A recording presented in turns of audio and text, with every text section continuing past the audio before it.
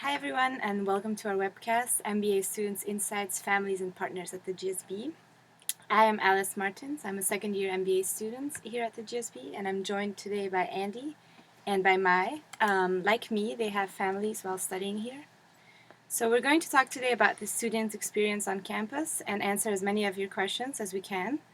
To submit a question about what it's like to be as a student, just click the chat button at the top of your screen. Enter your question and click Send to all panelists. We won't be talking today about the admission process, the application, financial aid, but staff from the MBA admissions office will answer those types of questions directly in the chat box. So let me begin with some introductions. Andy and May, please start by telling us a bit about yourselves. Where are you from? What are you doing? What were you doing before the GSB? What are you going to do after? So Andy, if you can kick it off. Happy to, yeah. Hi, everyone. Thanks for joining us today. Super excited to be here. I'm from the United States, from Salt Lake City, Utah. And before coming to the GSB, I worked in private equity at a lower middle market fund that's pretty small, but a lot of fun. And currently, I'm a second year student getting ready to graduate in a few weeks, unfortunately. And after the GSB, I'm going back into the exciting world of private equity. So hi, my name is Mai. I'm from France. I used to work in Paris, but originally from southeast of France, Aix-en-Provence. Before my MBA, I was an engineer. I was managing an R&D unit in the telecom industry. And post-GSB, I will go into the automobile space. Yes, hi. For myself, I am originally from Brazil, but I grew up in Belgium. Before the GSB, I worked in finance and a couple of years in consulting. And after the GSB, I'm going to join a large beer company in an entrepreneur role. So, what about each of your family situations? For example, are you married? How many kids do you have? Can you talk a bit about that? Sure, yeah. So I'm married. My wife and I will celebrate our 10th wedding anniversary this fall. We've been married for a long time, and it's been up and down, but really exciting at the same time. We have 3 kids, which one of those is 2 months old, so it feels a little new still. We have a 5-year-old boy, a 2-year-old girl, and a 2-month-old girl. So I've had one child the middle child was about 4 months old when we came to the GSB, and now she's almost, she's a little more than 2, and the third child was just born a few months ago here during my second year. So I'm married too. This year, hopefully, we're going to celebrate our 7th anniversary. You will. I have 2 children, 2 daughters. They're now 2 and 4 years old. When I started the GSB, one of them was only about 7 months old. So it was a big struggle to deal with 2 kids under 3, but we survived. And my husband works in the city, in San Francisco, and he commutes every day from campus. Okay, so for myself, I am a single mom. I have a 5-year-old daughter. When we arrived at the GSB, she was 3 years and a half. And yes, her dad lives in Chile, so he's been visiting a few times, but basically I've been here alone with her. Okay, well, let's kick it off with some questions, shall we? What opportunities are there for partners and kids to be part of the community at the Stanford GSB? Yeah, there's a ton of opportunity for sure. It depends on how much you want to be involved as the child, obviously, or as the spouse or partner. Transitioning from the normal life before coming to GSB into the GSB was actually a really hard transition because everything is new for everyone in the family, including the children. In particular for the student, as myself, I can say that I came into this really exciting community of the GSB where I was surrounded by really intellectual classmates who all had big ambitions and were exciting to hang out with and get to know. And at the same time, my family stepped into a community of the broader Stanford community, because where we live here on campus, which I believe actually all 3 of us live on campus, we are surrounded by other graduate students who also have children from across the university. So my wife came into a community where she was immediately welcomed by other spouses and students who have children, and my children were welcomed into a community where there's a lot of other kids running around whose parents attend Stanford or work for Stanford. And so the transition was hard in many regards because it was new, but it was also great.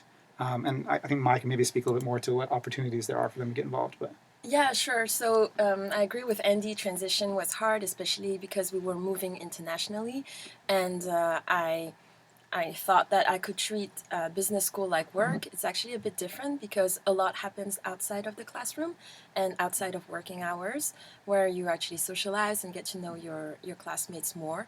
So we realized that childcare on campus daycares didn't work well for us, and so for a second year we decided to hire a nanny. That made things way easier. So the kids can always play in the courtyard with other children from families who are living in Escondido village as well. So this is really the nice part. My husband works during the weekdays, so he doesn't mingle with other significant others that much, but he goes to most of the parties with me. He always feels welcome, and there have been times where he went on his own and I was busy with something else. So a very inclusive community in that sense. Yeah. And I'd like to add as well, as far as formal opportunities to get involved, there are two clubs on campus at the GSB. One is called Biz Partners, and it's for students who have a partner or a significant other here. And those significant others gather together and do things, I think, on a weekly basis, lots of fun activities.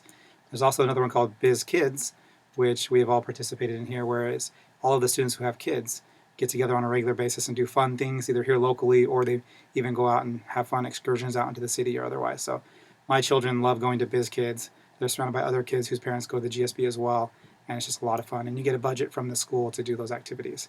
It's a lot of fun. Yes, and also the SA, the Social Academic Committee, also organizes a lot of activities where kids and SOs are invited to. So, for example, the day after tomorrow, we're all going to Disneyland, and it's partially sponsored by the GSB. So we're taking our kids, obviously, and our partners. Yeah. So that's going to be great. And there's tons of activities like that. There's an annual fair. There's a carnival. There's a lot of activities where kids and SOs are invited as well, and they are glad to participate. It's actually kind of funny because every time my son comes to school is for a party of some sort. Yeah. And so he has this mixed perception of what I do at school. He thinks every day when I come, it's just a fun party. So it's been a lot of fun to bring my kids to school with me. Yeah. Okay, well, let's go to another question. How did you know when the right time was to apply to the GSB?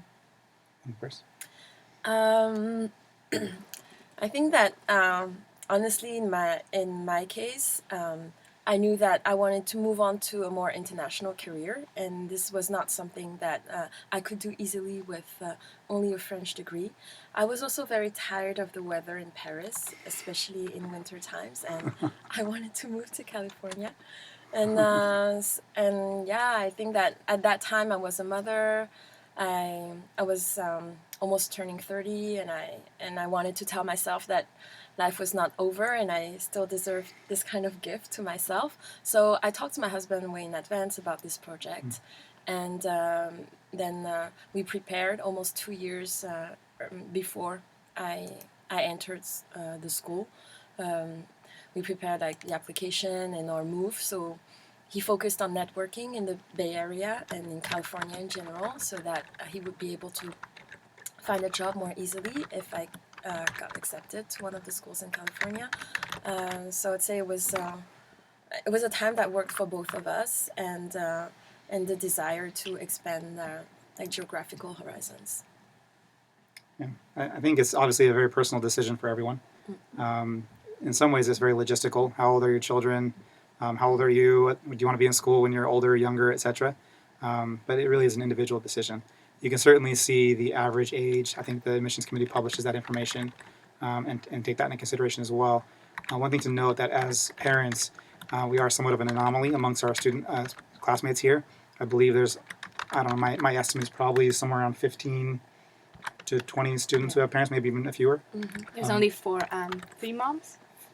4 moms. So 4 moms when we entered the classroom, and now there's another mom who had her first child. Out of 410 total students, so we're a small in number. So think about that as well, and make the decision for yourself. But without doubt, it's a fantastic place to be as a family. My family has loved it here the last 2 years. We're actually really sad to be done because it's really just a paradise for families. Yeah.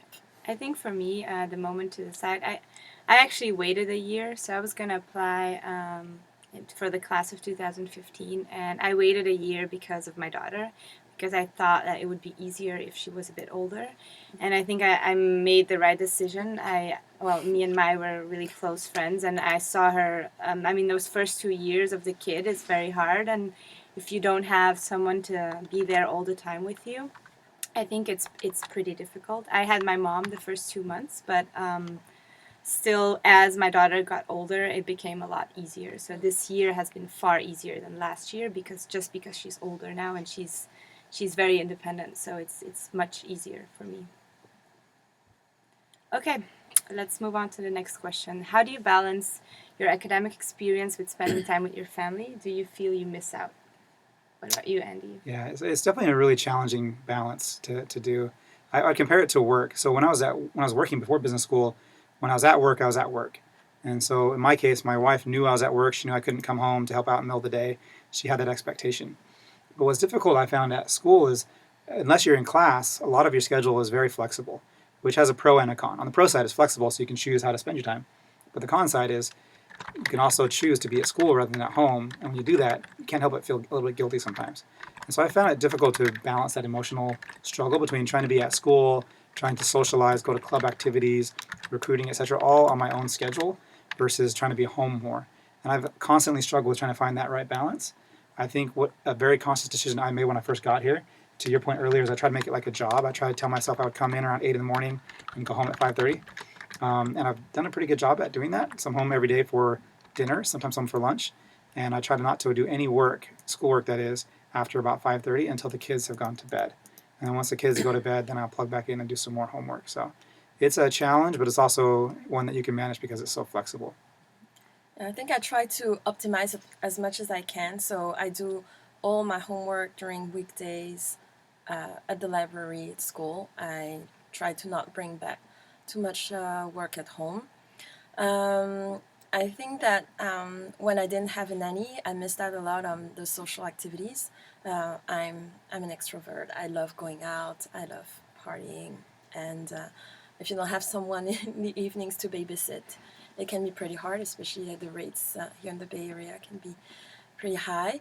But since I've got someone to help me at home and I can do my homework during the day, right now I don't feel I really miss out on anything particular, or at least not something that I'm really dying to do. Yeah, I also I get that question a lot, especially because I'm a single mom. I don't really feel like I missed out on a lot. What I did do is try to mingle my home life with my student life. So, for example, group projects, when people can't meet during the day because scheduling is very difficult at the GSB, I invite people over at my house. And so I tell my daughter, look, these are my friends. We have to do work for school. You can go watch a movie or you can go play outside. And then we do this group project. And people have been really receptive to it. So... and then also at night, sometimes, so my both neighbors are moms at Stanford. They're both PhD students, and so we watch each other's kids, to go out at night. I don't go really far. I mean, I go to Palo Alto or I go on campus, but we actually watch each other's kids from our own house. So that has been really helpful, and that has allowed me to participate in a lot of the events. Also, we help each other out amongst GSB students all the time. So the community really helps organizing solutions for you to not miss out. So once you get that down, I think there's no reason for you to miss out on anything that you really want to do. Yeah, and everyone like finds a solution that works for themselves. And also some people are more social than others, or like more comfortable with having people over than others, and we'll find a solution in the end. Okay, well, let's move on to the next question. Nurseries and primary schools. Are there any nurseries on campus or where else, and what are the costs like? Yeah, I believe there are several options. I know of at least a few myself. My son attends a school called Bing Nursery School, which is a preschool for children ages, I believe, 2 up until 5. And believe it or not, it's actually really hard to get into. My friend who had his kids there joked that when his kids got into Bing, he decided to apply to Stanford. Because there's many people who put their kids on waiting lists for a long time. So if you have children in the ages of 2 to 5, or you plan on having children in that age range, when you're here, I encourage you to look into Bing Nursery School very early and get them on a wait list. But it's a phenomenal school. It's a play-based model where the student-to-teacher ratio is a really good number. I think it's like 5 students per 1 teacher. And everything in the school is there for the children to explore their own creativity and learn how to interact with classmates and solve problems themselves. And so I've been very impressed with the school. It is quite pricey, to be honest. I don't remember the exact amounts. You can look that up online, obviously. But something to note is there is financial aid available, as these preschools are not just for students who have kids, but it's also for people in the local community, at least Big Nursery School is. And as a student, full-time non-working student, we actually did qualify for financial aid to help my son go to Big Nursery School. So it was a lot more affordable than I thought it would be. And that's my experience. Yeah, so most of these options are particularly good for people who have nannies or a stay-at-home spouse. When you're on the MBA schedule and you have a working spouse or you're a single parent, I think it's very hard to accommodate the schedule of those on-campus facilities. So I started with this kind of option when I arrived at Stanford and quickly realized that it wasn't going to work. It's because I'm in this very rare case of being a parent, a student and a parent with a working spouse. But there are options, and if you put them early on the waiting list, once you know you're admitted, especially this is when I recommend every parent to apply for round one, especially if you're international, so that gives you time to put children on different waiting lists. That's a great point. I actually applied round one, and the day I got accepted is the day I put my daughter on 5 different wait lists. And so I had already figured that out way before I applied. But then I was waiting for the answer to actually put her, because you have to pay a small fee to put them on the list. And then I came here for admit weekend, and when I came here for admit weekend, I took 2 days to go lobby at the schools. So I visit all of them, and then I try to lobby with the director of the school, because the waiting lists are very long. Eventually got a spot in 3 different schools, and I picked one off campus. The reason is that, as Mai mentioned, the Stanford schools, there is a way to accommodate them, but the difficult part is that they don't provide food. And so the school I put my daughter actually provides her breakfast, lunch, and afternoon snack. It's almost like a dinner. And so for me, that was a big plus. And the hours too. And the hours as well. So my daughter I can drop her off as soon as 7:30 in the morning, and I can pick her up as late as 6 p.m. Yeah. And well, she's loved it. It's the same play-based model. I think most of the schools in this area have this play-based sort of model, and it's really, really nice. My daughter loves it. Yeah. Every time I come early, she doesn't want to leave. So it's she loves the school. Kids need to be at least 3 or 3.5 years no, old. No, 2.5. 2.5, and at that time my younger daughter didn't qualify. Yes, the kids for this school, it's called College Terrace. It's part of the PACC, which is the Palo Alto Community College or Community Schools, Community Centers, I think. There are several sites. The College Terrace site is the closest one to campus, and it's for kids as of the age of 2.5. I really recommend it. It is kind of pricey. There is some financial aid if you are an American citizen. If you're an international citizen, the financial aid options are pretty limited. It's around $1,500 a month for a full-time schedule. And for anyone who has older kids, there is an elementary school here on campus as well. Yes. It's called Escondido Elementary. It's just down the street from where we it's all really three good. live, which is called Escondido Village. Yep. And it's a great school. The kids walk, and the weather's perfect. So it's just a phenomenal option for those kids as well. Yeah, and they have an after-school program, which is right next to the school. I looked into this option as well as my kid was getting older. So they have an after-school program, so the kids can actually go from the morning and from 9 a.m., I think, and they can stay in the after-school program till 5 p.m. So it's pretty good. Okay, well, next questions. I think we've talked about it a bit, but let's go over it again. So where do we all live? Is there housing for families on campus, and are pets allowed? Yeah, so we all three live in Escondido Village, which I mentioned earlier is the graduate housing for people with kids. There are some single students who live there, and there are also some married without kids who live there as well, but it's primarily those who have families with children. Mm-hmm. If you have children, I believe the policy is you're guaranteed housing, if you so choose, to live in Escondido Village. They're all for now. For now. They're all this townhome style where you share walls, but not a upstairs downstairs with another family. And there's a 2-bedroom option and a 3-bedroom option. The buildings itself are actually kind of old, but the community is phenomenal. I think Mai mentioned earlier they all surround a courtyard, and the courtyards all have fully enclosed playgrounds. And so my kids walk out our back door and they play outside all day long, every single day. And it's just really a fantastic playground for the kids. So that's a great option for those who want to live on campus. And pets are not allowed. Well, pets are not allowed. There are ways. I have two friends who are from Brazil, and they brought their pet, and so you have to apply that you need the pet as an emotional support or as a service dog. Mm-hmm. So if the dog, this is America. Yeah. So there are ways to get, if you really want to take your pet, there are ways, but it's challenging. It's not easy. I do know some classmates who chose to live off campus for this reason. Yes, if they have cats or dogs that are family members. Yeah. And so they choose to live off campus. Now, one thing to note is that on-campus housing is subsidized relative to the same size apartment off campus. And so from a financial perspective, it's much more favorable to be on campus. But those who have animals who do not want to part ways with them for this 2 years chose to live off campus as well. Yeah, exactly. I left my cat with my parents-in-law. Does Stanford help partners find work opportunities? Maybe this is something that... Yeah, so my wife is a stay-at-home mom, but that being said, I know that they do actually help. I know that there's opportunities for spouses or significant others to come actually to the GSB and receive career counseling, and the GSB helps place them.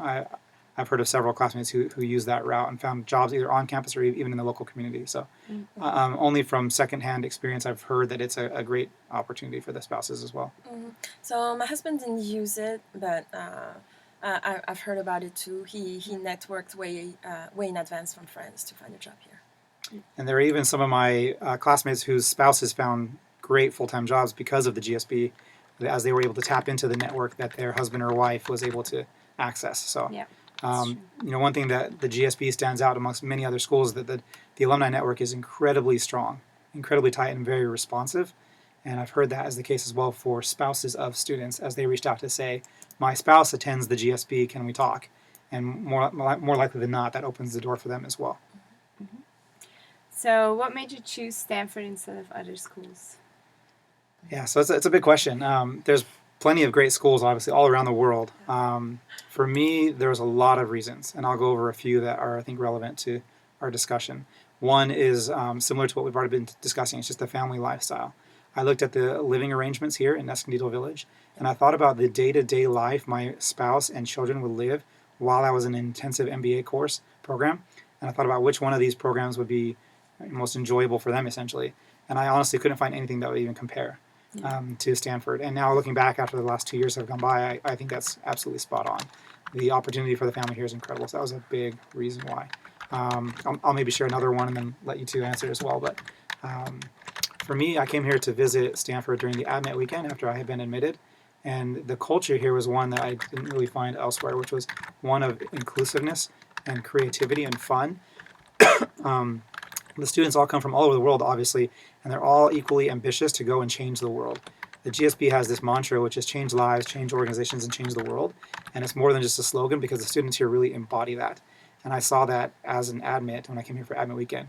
And I just love the environment. I felt like I couldn't help but become a better person by being here for 2 years. And that's absolutely been the case since I've been here. Yeah, so one of my reasons was totally tied to what you said first, Andy, about like family life here. I knew that would be housing on campus. I wouldn't need to worry about finding something from friends. So that was a big plus. And then I really wanted to be in California for the weather. So there were like not that many options. So and I also wanted to stay in a technology-related area, so being in the Silicon Valley and the Bay Area totally made sense for me. Yeah, for me, I was really drawn to like the tech, getting to know more about Silicon Valley, the tech culture, which really, I mean, when you're here, you just get the buzz and you really feel it. And also the weather for me, just as an example, me and my daughter, I think there's only been 4 days in the last year that we haven't biked to school. So, and we bike to school for like when it's like a little bit rainy. It's like let's take the car, but it's almost never. It's very nice. I think that was for me the big plus compared to other schools on a different coast and even the schools on this coast. I think the living arrangements were a lot better here. Yep. That was kind of the reason. Perhaps one more element that we haven't talked about yet that's important to understand Stanford as far as why people choose to come here. Stanford tends to brand itself, rightfully so, I believe, as a school that focuses on interpersonal dynamics And leadership and on development. personal leadership development. Mm-hmm. So rather than prescribing a specific leadership style according to some past CEO or some other leader, they encourage all the students while they're here to find their own leadership style, and they provide an environment between classes and activities and trips and other things that allows you to explore your personal leadership style and to think about how your actions and how your words and how your style influences other people for the good and for the bad. And the culture here is very much feedback oriented. And so while you're here, you receive a lot of feedback as far as how you're being influential, whether good or bad. And the idea is that over the course of these 2 years, you come out a better leader for yourself, a better leader for others according to your own style, as opposed to getting a better sense for how other people lead, for example. I think that's a big part of the culture here. And you start applying those things as well at home, I think. I feel some of the learnings from Touchy-Feely is one of our famous Stanford classes. I've started applying them with my daughter, and it's actually really positive evolution, I think. Yes. I think that parents have a unfair advantage in practicing leadership because we go home every day and we have to persuade our children to do things they don't want to do. Yeah. And so as I've learned different leadership styles here at school, it's been interesting to try them out at home and see whether they hold water or not. Yeah. Okay, so let's go on to the next question. How much flexibility is there when you schedule your classes? I would say in the first quarter, none. The first 2 quarters are actually pretty fixed. I think in the second quarter you get to choose one elective. Other than that, the first 2 quarters are very fixed, and you have to be aware that you're going to be busy from 8 in the morning till 5 in the afternoon every day. After that, it gets a lot more flexible. So I decided this year not to take any 8 a.m. classes anymore, which has meant that I've been giving up on some classes, but I prioritize it because I especially enjoy the morning time with my daughter. So taking her to school, taking time to have breakfast together, talking about the previous day, talking about what she's going to do today. I feel it's like a nice bonding moment, so I have prioritized that. So I've only taken 10 a.m., well, later than 10 a.m. classes. I don't know if you guys have any experiences like that. Yeah, my first year I took a couple evening classes that I really wanted to take. And while I enjoyed them, they took a big toll on my family as well, because I was gone, I think, every Tuesday and Thursday night for my second and third quarters. And so I made a goal my second year not to take evening classes, which is completely doable. But to Alice's point, that meant I passed up on some classes that I thought were interesting. It's really a unique time where your schedule is not back to back if you choose to take classes on different days, different times. And so I'm often able to go home in the middle of the afternoon for a little while, help out, and then come back to school. And so it's been pretty flexible for the most part. Yeah, so flexibility is not only for parents, but also for maybe classmates who are working on their own venture, for example, or I worked part-time during my second year, so I had some flexibility to arrange my schedule around that. I also avoided evening classes last year just because I didn't have anyone to watch my kids for these classes. But there are so many interesting classes to take. It actually helped me choose my classes. Yes. Because it's short. The list was shorter. Yeah, I had, I think, a month in the first year where my daughter wasn't here. She was at home with her dad, and I actually felt it was difficult to prioritize. So when she's here, at least I have like some focus. Okay, I want to be home that time because I want to spend time with her. But when she wasn't here, there were so many things, and I ended up doing a lot of things that I really didn't want to do because I just didn't have that focus anymore. So I think in a way what Mai's saying is that it really helps you kind of prioritize and focus, and I mean, be more intentional about what you choose to participate in. Yeah. Okay. 2 more minutes. So we're out of time. Before we go, Andy, Mai, thank you so much for coming. But do you guys have some final words of advice for our prospective applicants? Yeah, given the audience, I would suggest that you think about this as a decision you make as a family, whether that means your family is you and a partner or you and your children, as it really is an experience for the entire family. And I think that because it is an experience for the whole family, it's a phenomenal, enriching opportunity that our single and or non-parent students, classmates, don't have the opportunity to experience. So think about it as a whole family experience as opposed to just a singular education for yourself. And talk with your family about what matters to them and what kind of experience they want to have at this stage of their life. And if you decide to apply and you get in, I guarantee you'll love it. Yeah. agree with that, and then I'll add like talk about it with your partner early. So I talked about it at least 2 years in advance, and then gave him a week to think about it because it was a big decision, and also apply round one if you're international. Yeah, I would say apply round one, put your kids on the wait list Yeah. for schools. Think about having someone the first quarter, Yes. bringing maybe a grandparent or I don't know, someone who wants to help out, having someone that helps out the first quarter. Unless really you have a useful. stay-at-home spouse. Yes, unless you have a stay-at-home spouse. But I think even then, like to help the transition Mhm. the first 2-3 weeks, I think it's probably a good idea. Yeah. Okay, well, thank you all for participating and sending us some really good questions. You can learn more about the MBA program on the GSB website. The application for the class starting in the fall of 2017 will be available in June. If you have questions about the MBA program, you can continue to submit them in the chat box. The staff will be answering them for the next 15 minutes. So thanks again and have a great day. Thanks, everyone. Have a great day. Bye-bye.